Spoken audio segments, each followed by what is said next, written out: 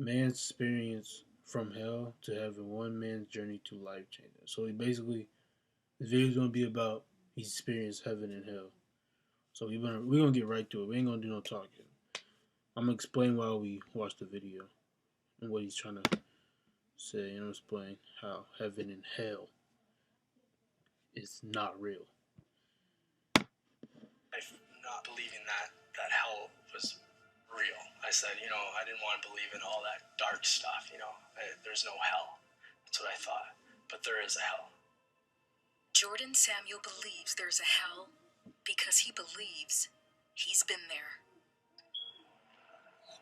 I could hear cackling, like laughing, like laughing with demons. I could hear stuff. Earlier in his life, he never believed hell existed. If I live my life and do the best I can do, like karma-wise, what goes around comes around, I'll just be the best man that I can be. He grew up in Edmonton, British Columbia with a single mom and went to a Catholic school.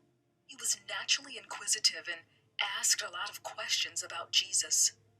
How could one man come and just die for That's me? the thing. If you think about a certain thing, a topic, your brain's gonna literally it's gonna stick in your brain. You can't experience it like in dreams and shit.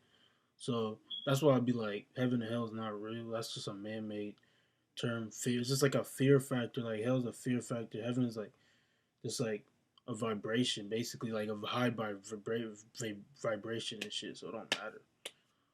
I mean, like he asked about it a lot. That's why he experienced this type of shit. It's not that like it's real, physically real. That's what you're gonna see after you die. Nah. I never want to know this Jesus guy.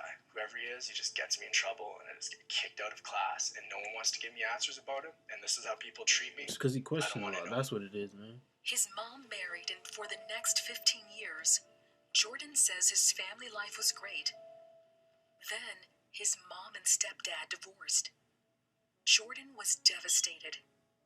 The only way he knew how to deal with the pain was to rebel. So whether that was drinking and driving with buddies and underage driving, stealing cars, and, getting stereos and having the thrill of, almost someone catching me, but not quite. For the next 4 years, Jordan continued his reckless behavior. But he wanted to turn his life around, so he stopped selling drugs and started working for an oil rig company. I was making really good money at a really good house. After work one day, Jordan decided to smoke some pot. He didn't know the pipe he used was laced with crack cocaine, something he had never done before. Jordan was sure he was dying. I can feel my heart going boop, boop, boop, boop, boop, boop, boop, boop, boop, slowing down, boop, boop, boop, boop, boop, and then like fluttering. Jordan believes in that moment he went to hell. All these women and all the things you think you want in the world, money, car, success, all these things that I had, and I was driving, I was just loving it. And then all of a sudden this car broke down. All of a sudden these women turned to huge, huge demons. And it earthquaked. And I look behind me, and I can hear screaming. It's all red and black. Turn around. It's just the drugs. It's just the drugs. It's nothing. It's just the drugs. Because he just said he felt like he was dying. Nah. It's your drugs, bro. You seeing shit. You are not really experiencing shit. You're just seeing shit. And what you think about, like what you were questioning about Jesus and all that, because you're in tune with that topic a lot, stick in your brain. And when you smoke that weed, whatever that cocaine, everything, go straight to your brain. You do it. It's all a mental thing, my nigga. That's all I gotta say. It's the drugs, like I said. We're gonna continue. Turn around, get out of here. It sounded like people burning. People that were just burning, that couldn't find a cure or a fix to anything. It was just the worst. And I remember being afraid, gripping the steering wheel. And then all of a sudden it was like, I'm back to my body in the trailer room. As Jordan was taking what he thought was his last breath, he made a declaration of faith to God. And my heart's going, like the last beat. even knowing why. I just said, I believe. And all of a sudden, boom, I'm gone. That's when Jordan says Jesus pulled him out of hell and took him to heaven. He was all in white. He was in a robe when I saw him. And he looked at me, and he wears a crown on his head. And his eyes are fierce like fire. But there is no, like... Let me guess, the nigga was white. Let me guess, the nigga was white. Bet. It's just a programming shit. That's just, bruh. Like, it's just programming stuff, bruh. It's amazing. You're at his feet. You're at the Lord's feet because he's just... It's programming shit, man. You worship him because he's the Almighty. You worship him because he's saved us. Then Jordan... I ain't gonna cap. I'm glad he happy like that. Like, I don't really care if you're religious and stuff. Like, I respect everybody's belief. I don't really care. But it's like when you're trying to push it on people, you should just... That's when you cross the limit. Like, nah, bro. People have their own mind. Like, let them think for what they want to think.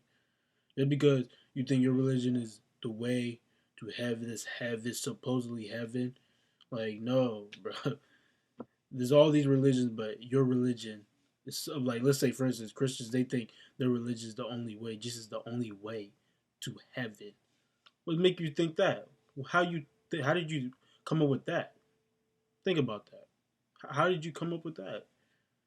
Like, how did you come up with that? Like, no. We're gonna continue. He was standing before but good, he's back into what he's in a righteous way. It don't matter. Like, as long as you're in the right path, it's all right. So he played secrets in my heart that I locked away that I only knew that I ever did. And I thought no one could do, and I could feel what God felt. And I said, Lord, forgive me. Like, it was the worst feeling. And he just comes in and he hugs you. He says, all is forgiven. My old heart was broken. My old heart needed fixing. And God gave me a new heart. All of a sudden, he told me he loved me, that I'm not alone, that I've never been alone. He showed me all the times in my life where I thought I was lucky, that I thought I was alone, but how his hand was always just upon me. And he was always right there pursuing me nonstop. He hugged me again, told me he loved me. And all of a sudden, I was like, I'm back in my trailer room on the floor. I grabbed the Bible. It was like it was glowing and I held it. I opened up the Bible. First thing I ever read out of the Bible was Psalms 34. The happiness of those who trust in God. I began to read it, and it was everything that just happened to me. Only God can do that. Jordan shared his journey to heaven and hell with his girlfriend Danica.